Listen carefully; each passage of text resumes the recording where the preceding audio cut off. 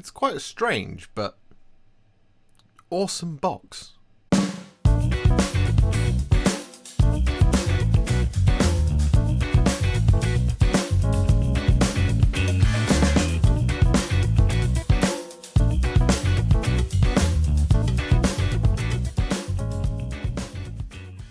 Hello everybody, it's the Warhipster here, coming at you with another Sprue review.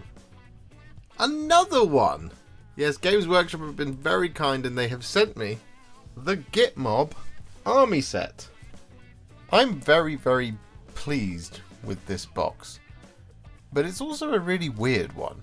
The Gitmob army set oozes character and charisma and comedy in many ways, just like all things you'd expect from the Gloomspite Gits. And yet initially you look at it and you think, there's not a whole lot there.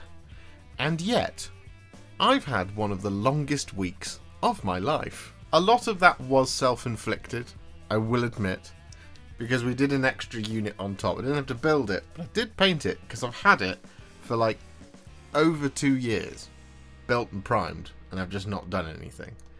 But then I also didn't do another half of the box. I'll explain. Very briefly, in the box there are 2 Sunstealer Wheelers, there are 6 Snarlpack Cavalry, and there's Drogs, the Sun Chomper. And that is it. Now, they're complex, beautiful, massive, brilliant, funny, awesome miniatures. They really are. There's lots of things going on here. And yet it can feel like this box is really light on the ground. But I don't know if it is. There was an updated battle profiles on Warhammer community website, which I have in front of me, and Snarlfang Riders are in here. They're the old Wolf Riders. These ones. The extra unit. Now, they are 130 points. But as of right now, I don't know what unit sizes there are. Like, Sunstealer Wheelers, do they come in a unit of 2 or are they individual? Snarlpack Cavalry is pretty easy to figure out. They come in units of 3.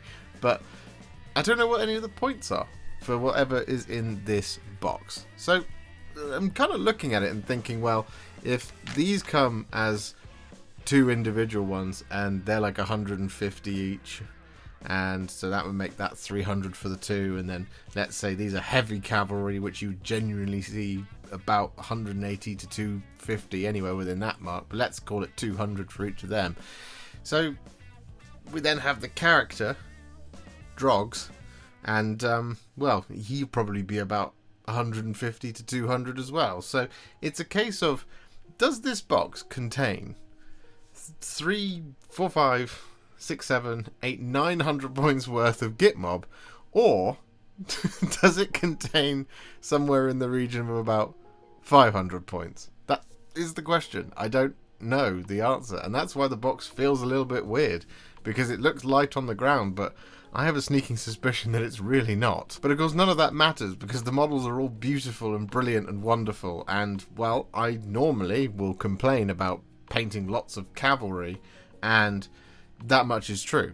As when you're painting cavalry, it looks like 5 models. It actually, when it comes to painting, it turns out to be 10, because it's the mount and the rider. And in the case of these, there's 2 riders, so it's 3 models per model. So that, in many ways, the actual kind of hobby time spent painting these.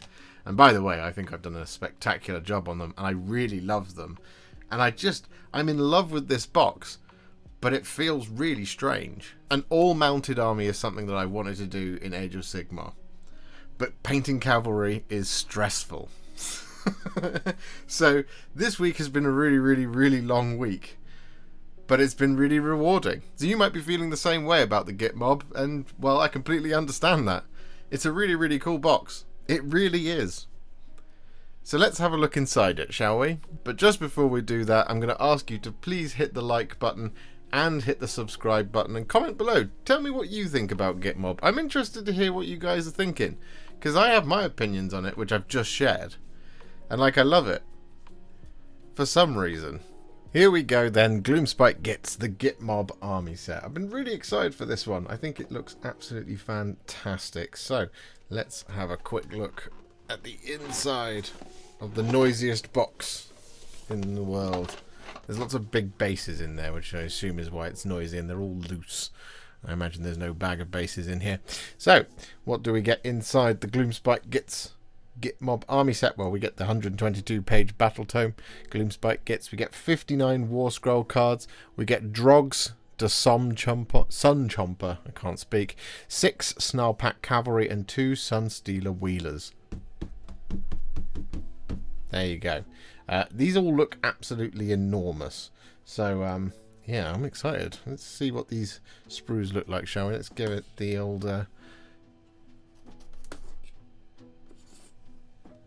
tape cutting ceremony. And we'll get this swapped over. Like I said, noisiest box in the world. Okay, lid is off. Here we go. Oh. Piece of card. That wasn't quite the reveal I hoped it would be. There we go. We have some plastic at long last. So there we go. We have our first of our Snarlpack Cavalry, I assume. And we have our second of our Snarlpack Cavalry, I assume. That looks like identical sprues right there. What do we have here? That looks like Drogs to me. Yes, that would be Drogs. So there we go. Drogs on 1 sprue. Snarlpack Cavalry on 1 sprue each. Interesting. Interesting. And then we have our 2 Sunstealer Wheelers. There we go. There and there. 2 identical sprues once again.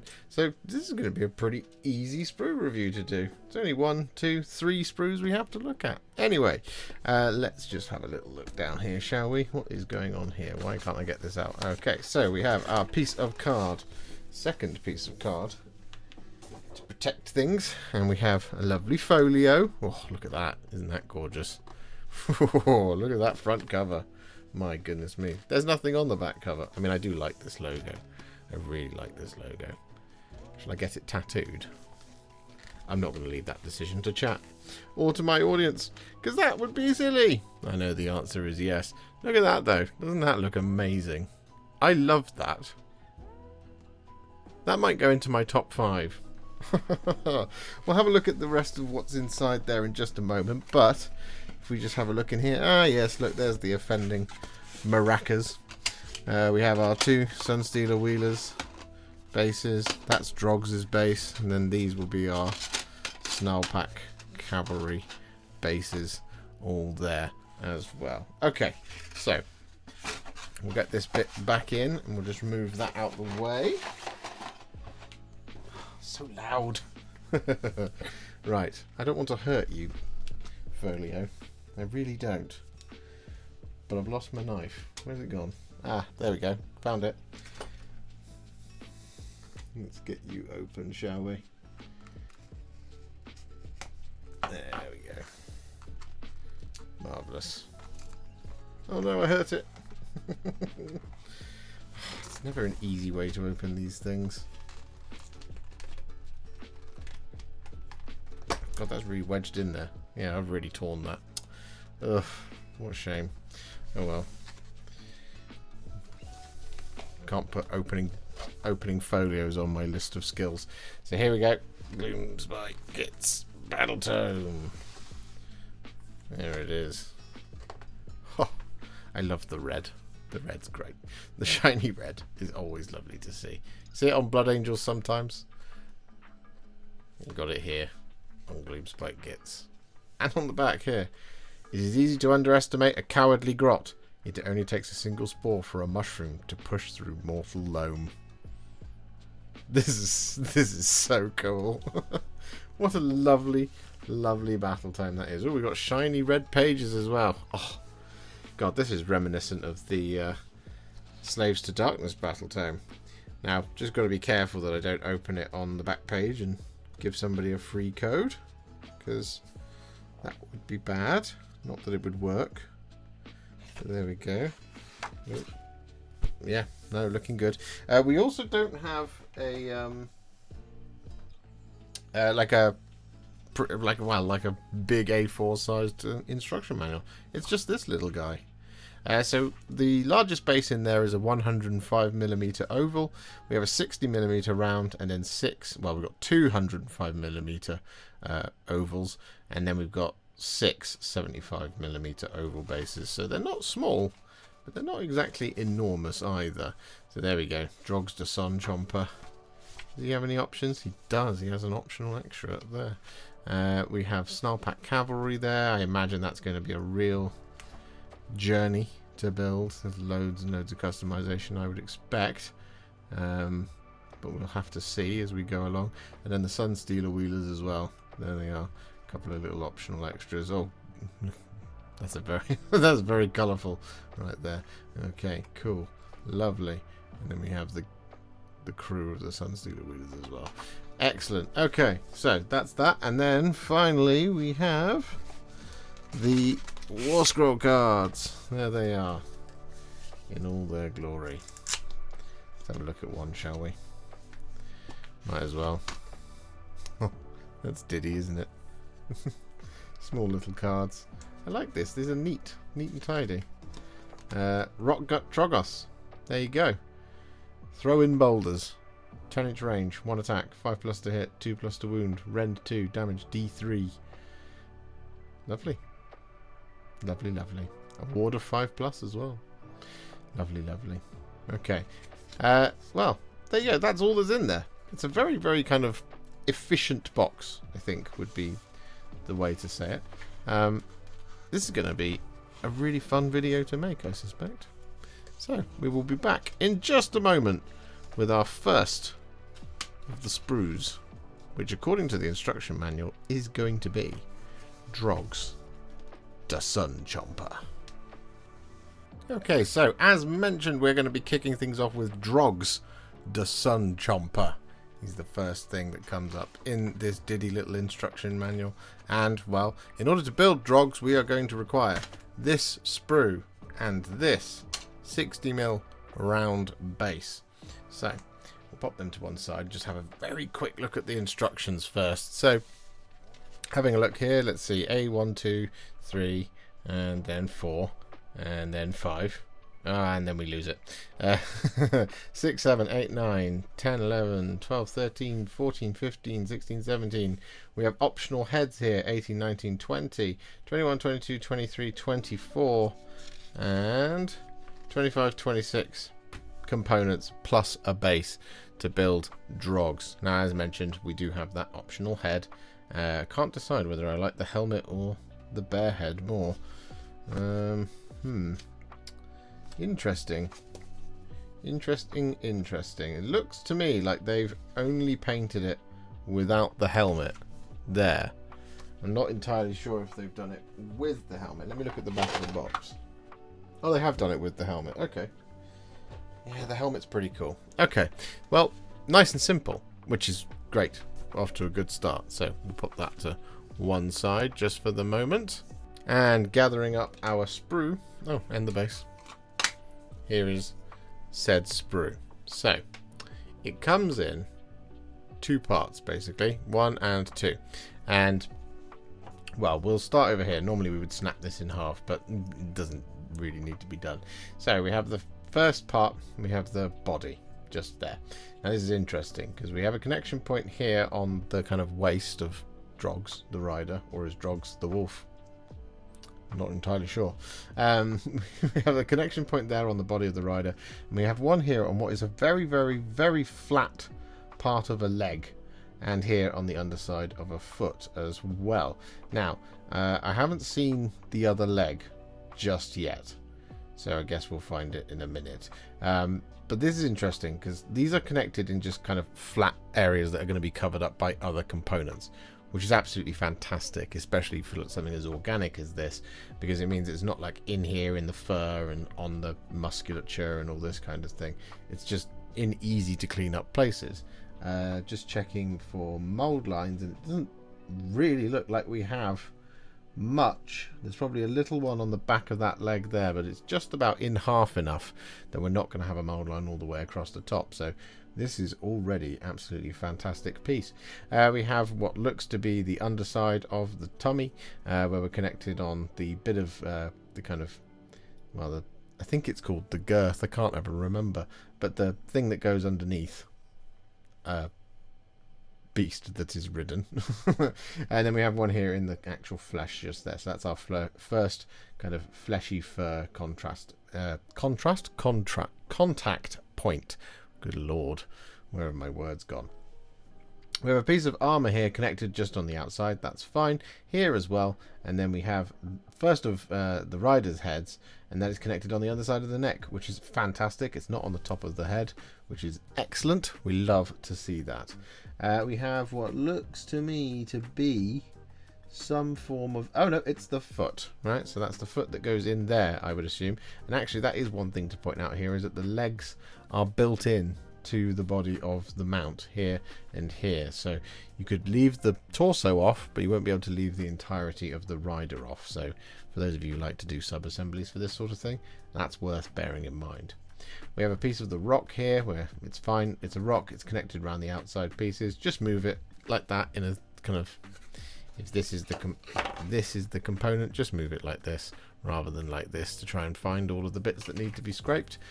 We do have a shield over here which has got connection points right in amongst each of the spikes here. In fact, only one in amongst the spikes, so that's worth pointing out, is that just be careful. Don't apply too much pressure because you will accidentally kind of, you know, it will get through that kind of bit of extra flash that might get left behind when you clip it off, and you might accidentally take off a spike. Just be warned around there. Similarly over here, you don't really have to worry too much about that because it's a much wider area. This one's a little bit more congested, but again, still quite a wide area, so that's pretty good. We have a banner here where we're connected on the top of a skull, which is a bit of a shame, but it is a skull. It's okay if it's a little bit kind of rough if you accidentally take too much off, because it's a skull. At least it's not, you know, anything else that's alive, basically. Just an extra bit of damage to said skull. And then we have a connection point there on a piece of cloth, just like that. So that's all good. It's a nice piece as well. We have one half of the head, which is a shame that it's in two halves, 11 and 12, but that's okay. I mean, it shouldn't have too much of a gap by the looks of things, just looking at these components, because it's not like a straight line that goes all the way up. There's a bit of a wave to it, so it should be okay, but you might want to just kind of push those together without any glue before scraping it with your knife or mold line remover, just to kind of make sure that you're kind of smoothing out the gap, or just use a bunch of glue, or if you need to, a bit of green stuff if you have a gap. We have a body of the rider here connected on the underside of the armor. Love to see it. We have another kind of bit here of the saddle connected on the underside, and then we have another bit of rock here connected just around the outside, just like this piece. So again, exactly the same thing, just be careful with it. We have the tail here, which is connected right up there at the base of the tail in what looks to be a joint, which is okay, but it is a hairy section. So you just want to make sure that you're, again, not just applying too much pressure with your knife or mold line remover, because you might accidentally kind of smooth out the detail. And that same goes for over here as well, where it is connected in the fur, which is a bit of a shame, but that's okay because it is on a long piece of hair. It's not like in here, for example, right where you wouldn't want it to be. And then we have that foot, which is connected at the joint of the foot, which is perfect. 10 out of 10, wouldn't change a thing. We have the helmet here, which is great. We do have a connection point just here, which is actually on the metal horn. It's not in amongst the fur, which is really good. That's very, very nice. It's not like up here, which is great. And then we're connected here on the outside once again of the piece of metal, so that's all good. Then on the other half of the body, we're connected at the bit where the torso is going to go, again on the underside of this leg. There's the other leg that we were talking about, the bit I couldn't find before, number 5. Both legs on one, covered up by armor, which should help with the possibility of any gaps over here. Absolutely fantastic. But one thing to point out over here is that we do have connection points right there on the musculature of the mount, and here on the knee as well. So we haven't fully escaped that dreaded fate. It was doing so well. So you just have to be careful. You have to move with the curvature of the pieces rather than just go straight at it with your knife or mold line remover, because otherwise you end up taking too much of it off, and it looks very odd when you come to paint the miniature. We have another piece of what looks like armor, or it's the back of armor or something, where again we're connected on the underside. That one probably goes with this one in some regard. Looks like the back to me. So that's all good. We have another piece of rock, which we've already kind of talked about. We have the other head where we're connected on the underside of the neck and on the top of the top knot, which will then be combined with this bit here. So it should be all good. You just have to make sure you take this, make sure that that is smoothed down so you get a close fit with the other piece of the helmet over here, component 20. What's left? This corner. And we've already talked about the heads, because they are in two halves and they are connected on the fur and on the ears, so that's probably the weakest part of the sprue.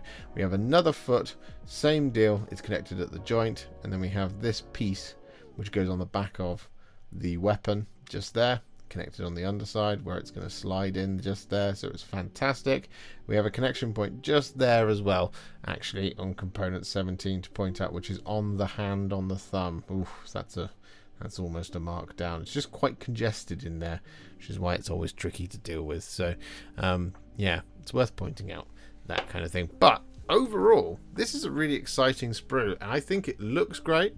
I'm very impressed with it. It's very detailed, very cool. I'm very interested to see how this goes together. So let's see how long it takes to put together Drogs, shall we?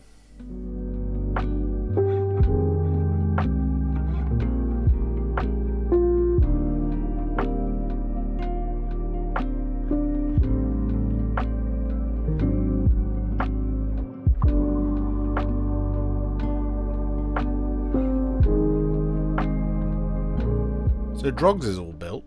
He's a pretty big boy. He's very big. It's very cool as well. I cannot wait to paint this. I think it's going to be a lot of fun to do. So we move on now from Drogs, and we are going to work on the Snarlpack Cavalry. Now, I did have a little read of it, just so that I was kind of fully understanding what was going on. So we do have 2 units of Snarlpack Cavalry, but it can be built as a single unit of 6, presumably because you can reinforce 1 block of Snarlpack Cavalry to be a unit of 6. So with that in mind, it means that you can build your first one, which is this one right here. You can build this with either a champion or a normal Snarlpack Cavalry grot. Get it? Because it took me a moment. So as you can see, the ×2 here is that you just do it twice, because you're going to be building 2 units theoretically. So you build this one all the way up like that, and then over on the next page, this is where your variants come in. So you have your champion here, which is the pink track, and you have your normal Snarlpack Cavalry, which is the green. Now, what's cool about this is it looks to me like you can just leave all the riders off should you want to, because none of the legs are built in to the mounts. So if you want to paint them in sub-assemblies, you absolutely can do that. But there are 2 grots per Snarlpack. So there you go. Possibly you could leave one off, but why would you?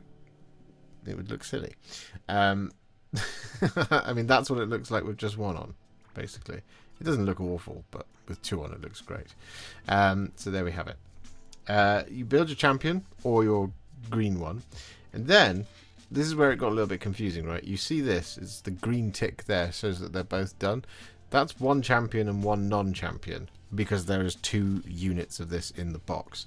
And the same thing happens here. So you've got this version like that, and then this one there.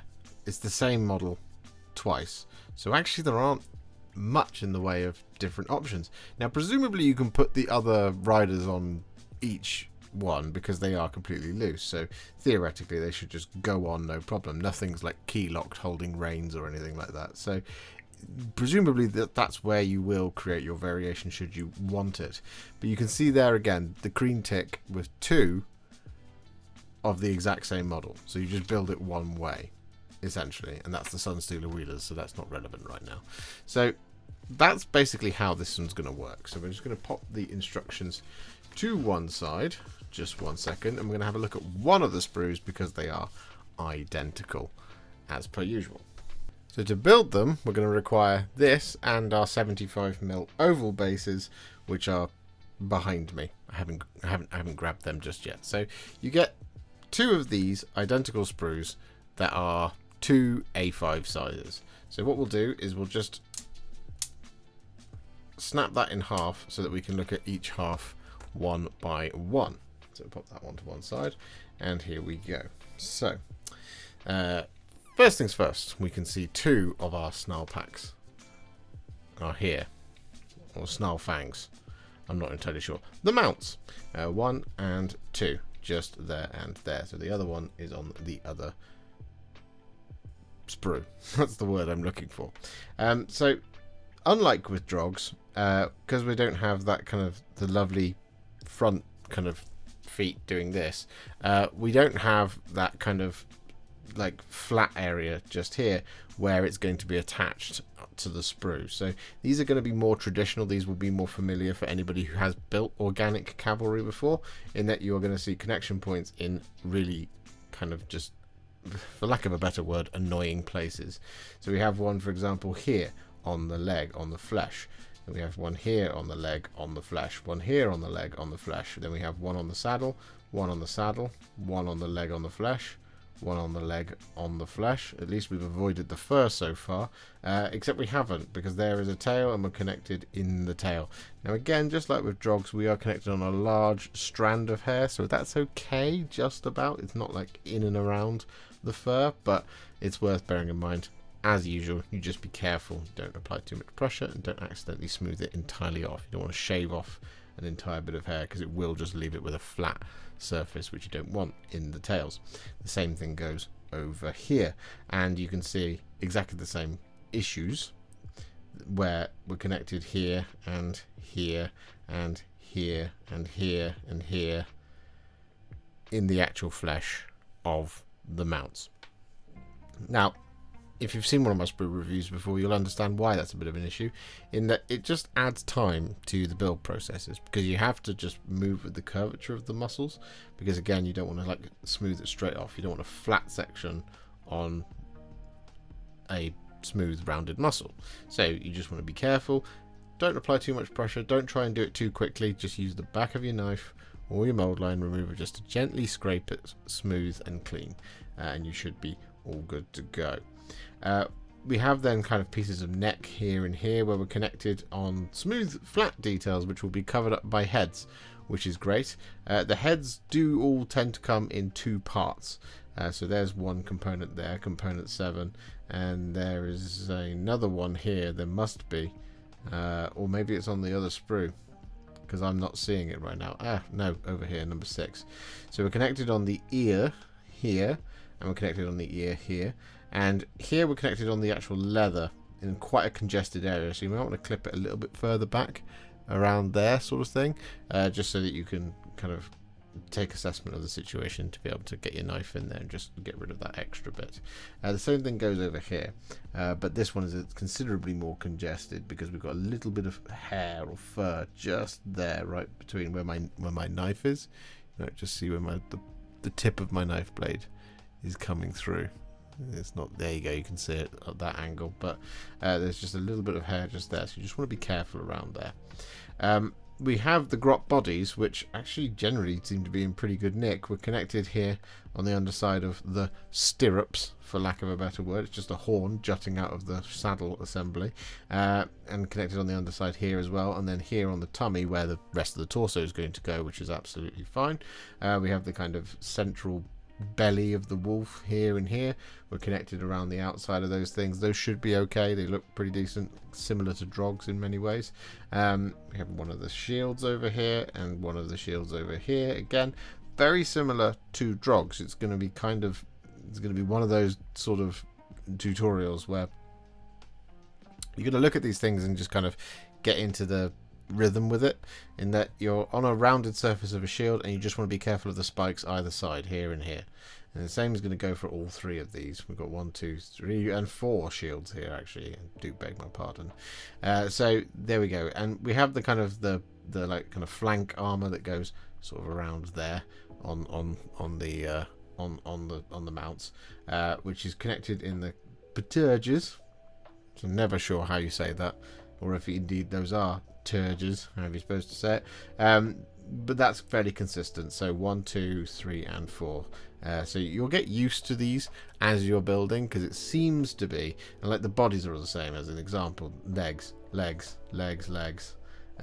They're all connected in the same way. So if anything, this one, in some ways, there's little challenges here and there with building that we've kind of pointed out so far, but at least it's training you as you go. It doesn't seem to be in such a way that it's kind of a mishmash, as it were. Like even these wolf bodies connected at the same place here and here, here and here. So there you go. It is what it is. It's the same annoyance over and over and over again, but at least it's training you to do it, and you're not gonna miss things, because once you've done one, you'll know what to look for on the next two. We have some of the torsos of our riders here, and I think there's another one, yeah, over here, connected in nice places, just round the back, for example, there, or at the joint where it's going to go into the legs. Same here and same here, so that's pretty good. And we have some of the heads of the grots as well, 1 and 2 and 3 and 4 over here. So these two are pretty good. They're connected on the underside of the neck. That's wonderful to see. But the two with the what's that called? Pelt plume. The helmet plumes, or top knots, they're connected right in the hair, and that's actually the first time we're spotting here and here where it's not on a large strand of hair. So you want to be really careful here and here, because again, as we've talked about with the tails are much bigger, but those are connected in really, really, really small places. So you just want to be careful that you don't accidentally chop them off when you clip them off, or indeed when you smooth them down. But there you go. Interesting sprue. It's not awful. It's not great though. I suspect we're going to see very similar things on this one, except here is where we're going to see things like the spears, as you can see. 1, 2, 3, 4, 5, 6. We have our axe as well. We have a little banner. We have the champion's torso as well. We have another one of those plume helmets. Again, same deal, connected in very, very similar way to the other one. But again, here we're connected on the underside of the neck. Here we're at the back of the head. They've done a really good job with the head so far on these, because you would generally tend to see them on top of the head, which is where we don't want them, because it's the most really obvious place for for it to be. And if you accidentally kind of gouge it too much or take too much off, it's just really noticeable on a model like this. The spears, I am sad to report that we have at least 2 offenders. We have one here, 23, and one here, 38, where we have a connection point on the cutting edge of those blades. Damn. The sword escapes that fate, as does the axe, and this spear escapes it, that one escapes it, that one escapes it, and that one escapes it as well. And that is a bit of a shame to see that, unfortunately. We do have the other Snarlfang. I'm just going to call it a Snarlfang's body, which is slightly different to the other two in its placement of connection points. But again, you know what you're looking for at this point. So connected here in the same sort of area as we've seen on the other two. Same sort of area here. We have one in the tail, and we have one on the piece of armor just there. But we have one here on a joint, which is okay. One on the saddle. It's the same sort of deal again. Nothing really startling to report here. Okay, it's interesting. Oh, and I should actually just point out, we have the other heads for the mounts here, here, here, and here. These are obviously 2 halved heads again. Exactly the same with jogs. You're just going to want to press them together and give it a scrape before you put it in, because that just helps with the joining. I'm not sure why. It's probably because of the way that the plastic is compressed when you're doing the smoothing down with your knife or mold line remover, but it is what it is. Just watch out for it. You might have a gap. You also might not. It's kind of a lottery at this point. But okay, well, the proof is in the pudding. It's not ideal, but it's exactly what you'd expect from something like this. It's not too surprising. So we just need to know how long it takes to put one of these together, whether it's going to be a very long time or a very short time. It is technically 3 models on one base, so well, that could take us a little while.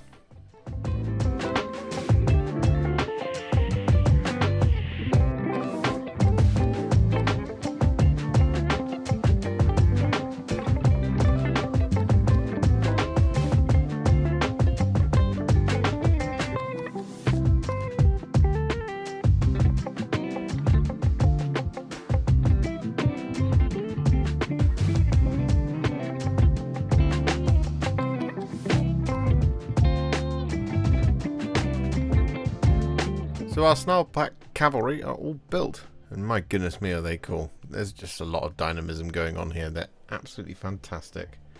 I love these. I really like them. I find them very, very, very compelling.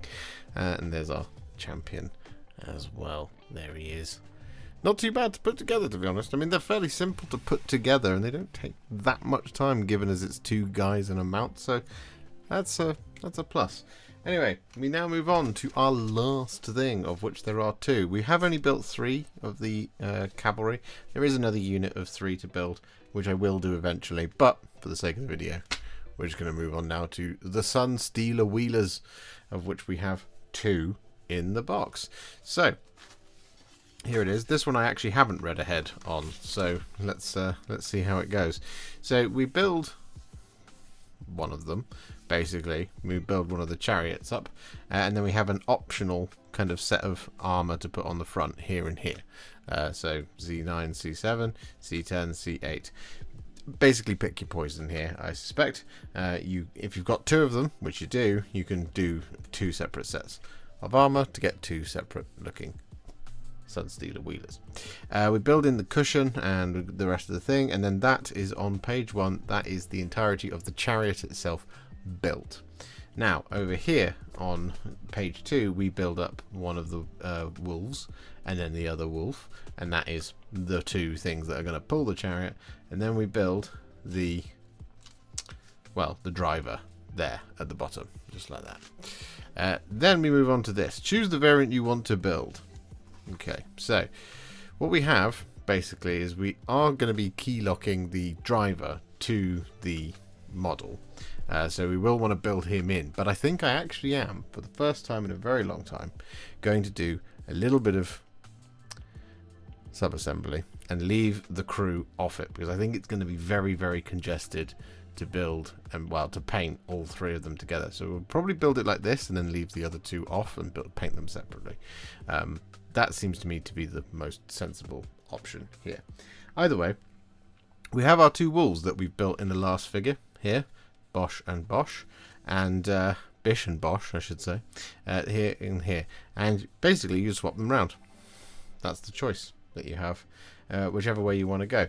Now it's marked out here, so if you do yellow one, which is the one that's kind of all bunched up rather than open, this guy, yellow one on the right and the green one on the left, then you want this pink assembly, which would be this version of events.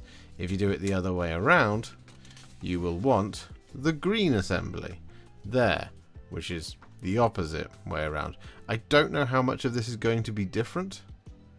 One would assume some of it is. See, we have C27 here with the same ends, and we have a C28 there. So there is at least some difference. Guessing it's how it's kind of molds with the fur of the 2 wolves. The reins seem to be the same though. C37. Oh no, they're not. C36 and C37. They are 2 different parts. So there are a couple of different moving parts. Essentially, you just want to concentrate on which one it is you want to do, and then you can see down here we have the completed version. And actually it looks to me like I missed that the driver has an optional head. It does. The driver has 3 optional heads there, and we also have an optional weapon or a whip, basically. There we go. I missed that, but we recovered just in time. We've been over this page, and then we come on to what I think is the last page. Yes it is. So interchangeable parts. Here we have 4 different crew. This is all of the things it looks like you can build. 1, 2, 3, 4, 5, 6. So 6 options here, and we need 2 per chariot. We also have optional kind of these bits and bobs. So the staffs and the banners and things like that. You can put 2 on, you can have 1 on, you can do whatever you like here. And like we said, we've got the different kinds of crew. This is why I think it's going to be really congested, because there's things like the barrel here and stuff like that. And once all of that detail is in there, it might just be a little bit intense. It does seem to be here though that you can have it so that you can have one of your grots hanging out, or you can have 2 in. This is interesting. There's a lot that you can do here by the looks of things. Yeah, that would make sense. So look, this one's got the exclamation mark. Boom. So that one can hang out of the chariot, and then you can just put this stuff in there instead in order to make a chariot that looks like that. Or you can put one of the arrows, one of the shields, one of the spears, javelins, all that kind of thing. I don't think that there's any kind of optional extras, as it were, when it comes to the war scroll when looking at the Sunstealer wheelers, but I will just check it now just to make sure that I'm not spinning you down the garden path, as it were. Let's have a look. Snarl pack, Sunstealer wheelers. Yeah, wheeler slicers and stabbing sticker. There you go. That's what they're equipped with, and that's it. And grot bows, but they're just equipped with all of that. So there you go. It doesn't matter. It's not like there's a choice of spear or sword, and there's 2 different damage profiles for it. So you're good on that front. Okay, this is interesting. Lots of cool stuff that can be done. So what we're going to do now is we're going to look at one of the sprues, which will be this one. And the reason why we're only going to look at the one is because they are identical. So you can build 2 of these in the box, and they are exactly the same. And much like with the Snarl Pack Cavalry, this comes on 2 sort of A5 size ones, which we're going to snap in half, and that way we can look at each one individually. There we go. That one hung around, so that one wins the lottery of which one gets reviewed first. So here it is. It's looking pretty cool. This one seems to be more or less most of the chariot and the actual wolves themselves. So as you can see, we've got the chariot bottom here. We have all the wheels, 1, 2 and 3. There might be some others on the other one. No, there aren't. So it might be that this one is just all chariot and the other one is just mostly crew and some extra bits. Yeah, it looks to be. Anyway, we're getting ahead of ourselves. So as you can tell by the size of that, it's not very big at all. That's what I mean about it being really congested. So I think we'll be fine with the chariot itself, but I think we will want to leave the crew off. Or indeed, if we don't leave the crew off and we just have one guy leaning out, that'll also be fine for painting. The choice is yours, naturally. So like I said, we've got 3 wheels here. They are much like we had earlier with Drogs. You've got the connection point on the wheel like this, but then you've got this right in between these 2 spokes and spikes. So you just want to be careful here because it's quite congested. You want to get your clippers in and just be very careful basically with your knife or mold line remover once you got it off, because you don't want to accidentally take off one of those little spikes. And the same goes for 1, 2, 3, 1, 2, 3, and 1 and 2 connection points. So 6, 7, 8 connection points across all the wheels. One of them has got a nice flat bottom there, so that will connect in quite nicely. We have the, well, we've already talked about it at the base here. We do have a connection point on like a cutting edge of a blade, sort of, but it's, you know, it's the chariot. It's kind of fine. We can just about live with it. That's not something I would mark it down for, nor is this, because it's on a spike that goes at the front of the chariot. However, the same things do apply when it does happen. You do want to be careful that you don't accidentally take a big chunk out of it. In actual fact, no, we will criticize it for that, because that is a very sharp point that it's supposed to be, and therefore having the connection point at the apex of it is really annoying. Changed my mind midway. We have 2 connection points here on the what they call the pegs that will go into these wheels. I think it looks to me like you choose your poison when it comes to wheels, but I could be wrong. It doesn't make sense otherwise that there's only 3. I'll find out though in due course. I might have missed it in the instructions. We have our, well, as I mentioned, we have the sides of the chariot here and here. Again, we're connected on sort of bladed pieces, bladed bits of metal. These are okay, I guess, but it's the same deal as down here. They are supposed to be sharp, so it's a bit irritating that we're connected right at the apex there. But then we are connected twice in the wood here and here, and the same thing goes for that piece. It's a mirror match. The pieces of armor here that go on the sides of the chariot, they're pretty fine. I mean, they're just bits of armor that go around the outside of a chariot, so all the connection points are exactly where you would expect. 1, 2 and 3, 1, 2 and 3, 1, 2 and 3, 1, 2 and 3, so they consistently all have 3. We have another piece of like a capstone or something. I'm not sure where that's supposed to go, but it will go somewhere. It's just a little piece. It's not really surrounded by rivets, so that's okay. It should be pretty easy to deal with. And then we have the main kind of structure of the chariot, where that'll be the crossbeam that goes across these 2 snarl wolves, snarl fangs, whatever they're called. the connection points are across the edge of it, as you would expect, but they're fairly fine. It's just a long piece of wood. It looks to me like it glues that way down, so you'll want to kind of, oh no, we've actually got glue points along there, some little pegs, so actually it will go that way around. So it looks to me like you might have two that are upward facing and two that are downward facing. Well, at least it's consistent there, right? Two each. That's not too bad.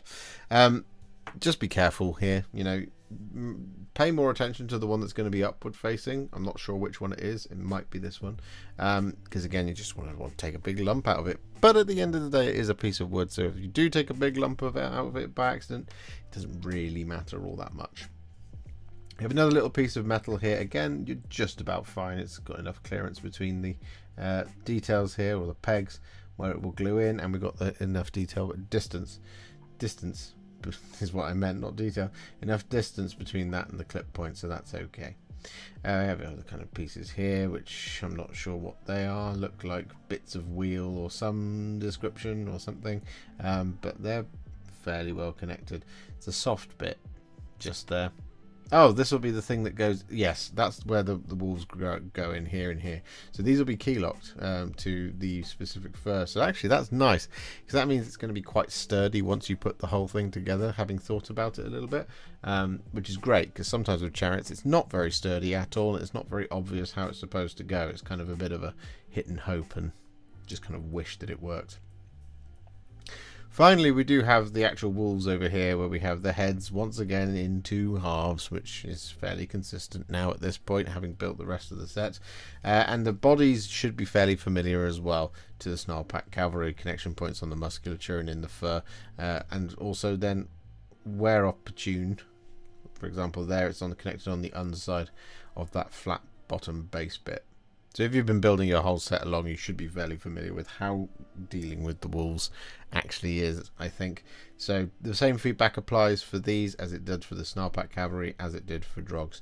Just be careful, as per usual.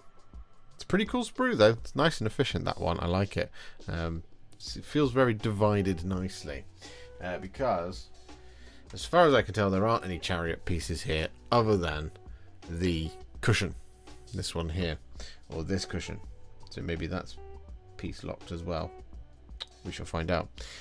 We have all of the crew, and we have the reins over here. We have things like the barrel and those like torches and things, and bits of wolf pelt and stuff. We have things like the spears and things, which can be put in the empty barrel. And then we have all of the bodies. Now this is actually at this point where this is new for the Gits. You know, because the rest of them have all been cavalry models that have been really easy to put together, whereas these are standing goblins, right? So the connection points here are actually just worth quickly touching on, because, well, unlike the cavalry, they were very nice. They just had connection points on the undersides of the stirrups, and then like on the joint as well, whereas these are mostly fully formed bodies, as you can see here, here. We have one here and here as well. This one's in two pieces by the looks of things, with separate legs over here as well, so there's at least two sets of legs in here to do stuff with. Essentially it's kind of like what you would expect from models of this size and nature, in that you have the connection points in as sensible a place as it's possible to be, and then also in really annoying places. So here on the underside of the foot, for example, and here and here and here and here and over here, these legs as well, and these legs as well, all on the underside of foot, absolutely fine, nice and smooth and easy to deal with. However, if you completely mess it up by taking too much off or cutting it too short, it will still glue on absolutely no problem, because it's a hidden detail and it's fine. However, we do then have connection points, for example, in the muscles on the side here, and we have connection points on like things like armpits and stuff like that, and actual arms over here, which is worth pointing out. So there's kind of going to be a little bit more to it with these, in that you do want to just, as we've kind of talked about before, just want to follow with the curvature of the piece. You want to come across these things like the muscles on arms and stuff. You want to go across it like that rather than like this, because that way you just move with it rather than against it, as it were. Yeah, I mean, otherwise it seems to be pretty good. We have a spear over here. We're not connected on the cutting edge. Same for this one. Same for this sword, but not for this one. You have a cutting edge on the cutting edge connection there, and this one actually escapes it as well. So generally okay, but a couple of, well, just one actually that unfortunately has a mark down for that. Otherwise, we have things like heads and stuff over here and over here and over here and over here and here. They're all connected on the underside of the neck, which is absolutely perfect, and we love that. So that's all good. All in all, I'm interested in this one. Well, you have to be, right? But like, I think it's good. I think it should be a pretty fun chariot to put together. It's our first new chariot we've had for quite a while, if my memory serves. The last one I think was the Stormstrike chariot, but it won't be the new. It won't be the only chariot we've done on the channel. We've done Stormstrike chariot and we've done the Chaos chariot, so it's going to be interesting to see how this one goes.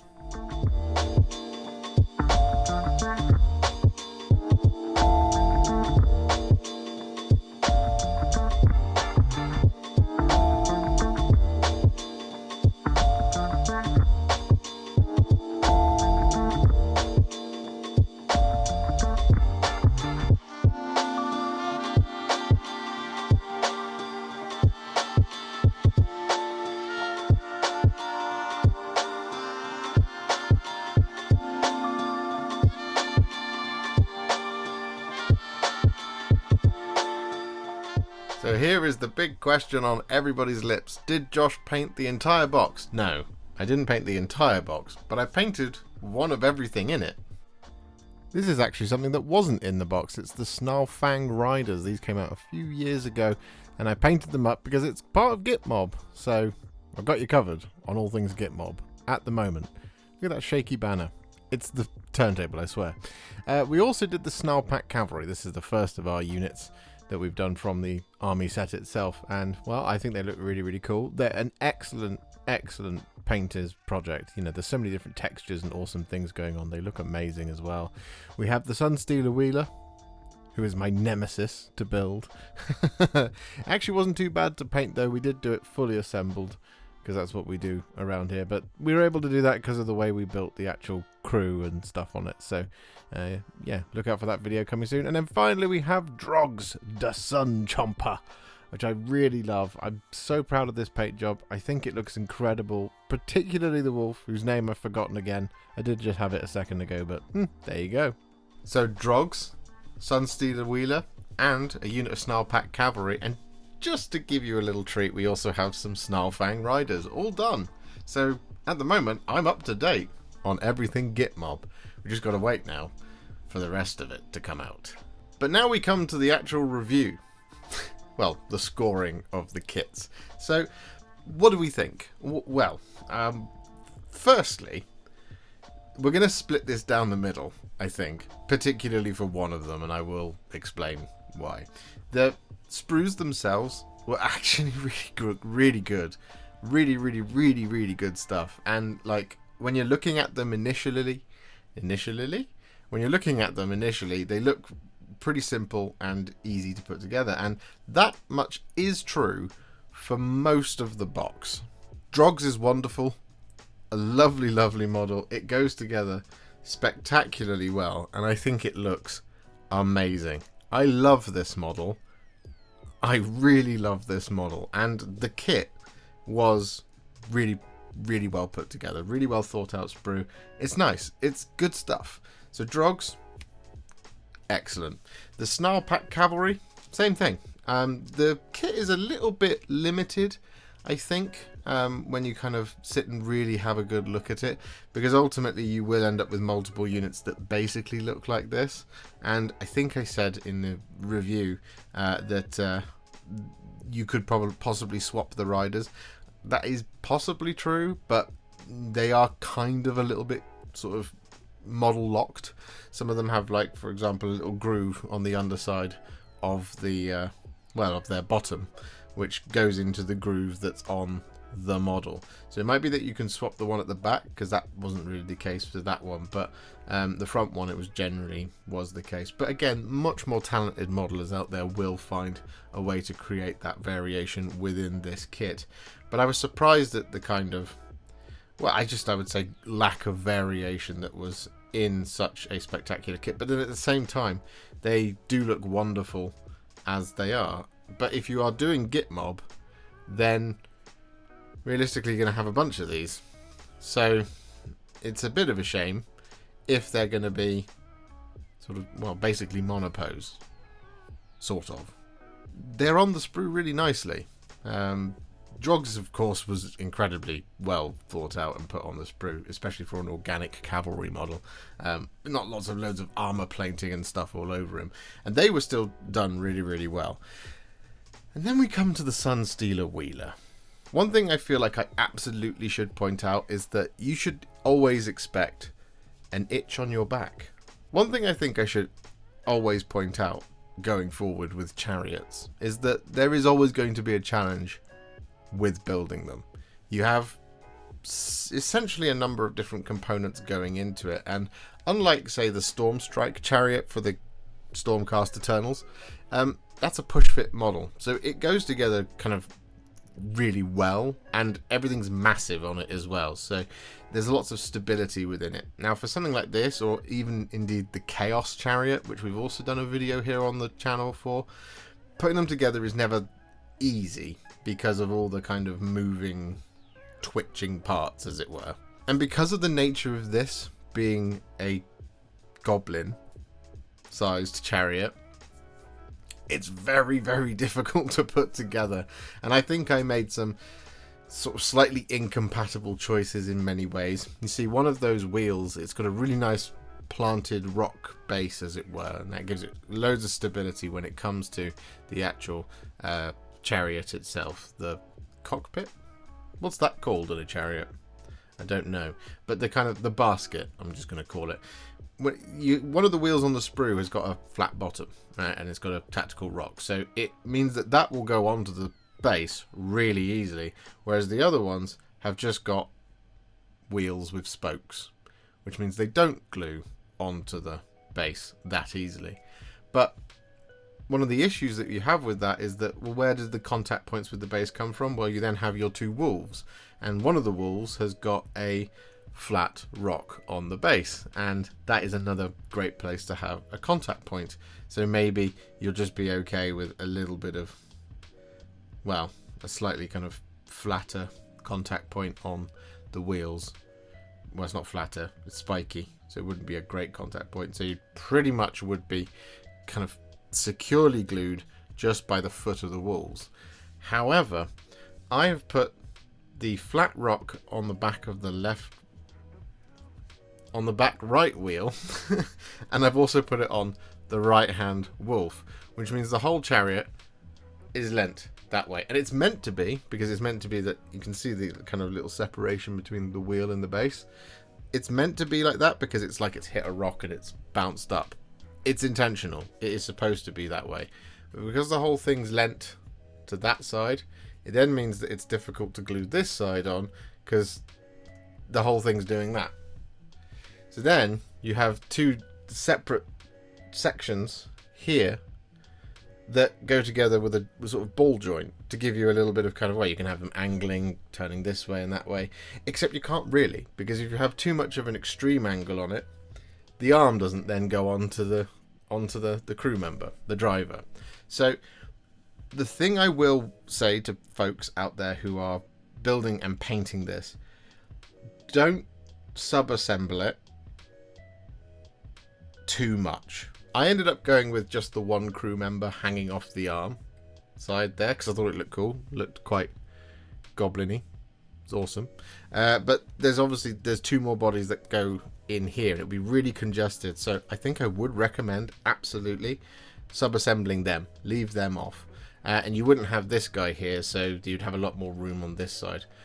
But what I would recommend is, if you're gonna sub-assemble, just leave those back two crew off, glue the driver on so that becomes one single piece, and then you can glue the rest of this together and then use your super glue to put it together at the end. But ultimately, don't kind of sub-assemble it too much, because you will only cause yourself problems later on putting it together for the final push, which I will state now was an absolute nightmare. It's a quite detailed explanation of that, but it's so fresh in my mind as to how frustrating it was. That's why it's important to bring up in the review. So in terms of the sprue, Really good. The assembly of the chariot, hard. Very hard. And that is where we kind of get that sort of slightly confused, don't really know how to feel about the box, because there's 9 miniatures all told in the box, and 2 of them are really hard to put together. So that's almost a third of the box is really tricky. Now 2/3 of it, really nice. Pretty simple. And, well, you could leave the crew off the snarl packs, them, to sub-assemble if you wish to. It ultimately, I didn't think it really needed it. Maybe the shields. Choice is yours. Do as you will. So, yeah. Basically, Gitmob army set. It's really cool. It has its flaws, as all of these things do. So, ultimately, do I think you should buy this? Yeah, if you like it as much as I do. And really, that's the answer to the question, isn't it? Are you into it? Cool. Pick it up. Because that book's really pretty. It's very, very pretty. I don't know where it is. It does have shiny red pages, which means it's a very fast book. But overall, how would I rate these sprues and this box? Well, I'm going to err on the side of caution here, because I think because I have this many questions and kind of uncertainty when it comes to my feelings about it, we're actually going to grade it at about a 7 out of 10. That might seem a bit harsh, but that's just because it does feel a little bit strange.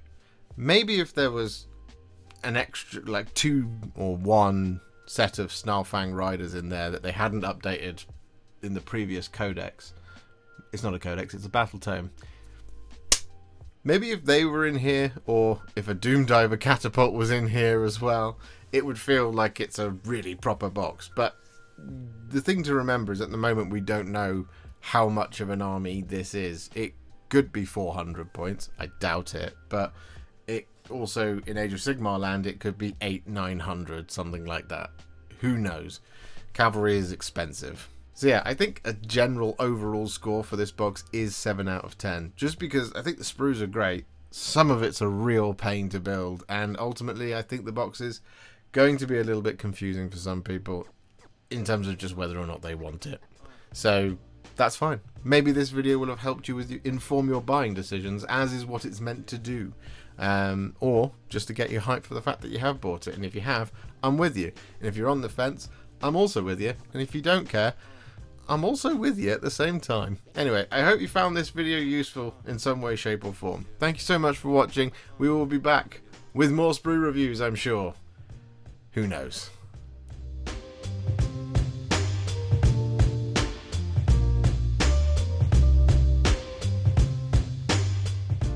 If you enjoyed this video, you love the channel and you'd like to support me further, you absolutely can do so by heading to patreon.com/Warhipster, just like all of these wonderful, amazing people have done. And alternatively, you could become a YouTube channel member by clicking on the join button below, exactly like these fabulous folks have done, scrolling up on the screen before you. There are so many of you out there that it really takes my breath away, and I cannot thank you enough for everything you do, as without you I wouldn't be able to keep making these Contrast Plus videos. And if you really like this video and you want to send me a little thanks, just click on the thanks button just below this video. Don't forget to share it, like it, comment on it, and don't forget to subscribe to the channel, and to make sure you stay up to date, don't forget to click the bell icon.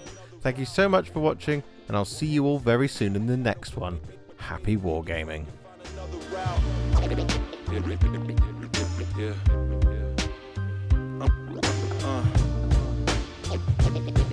Yeah.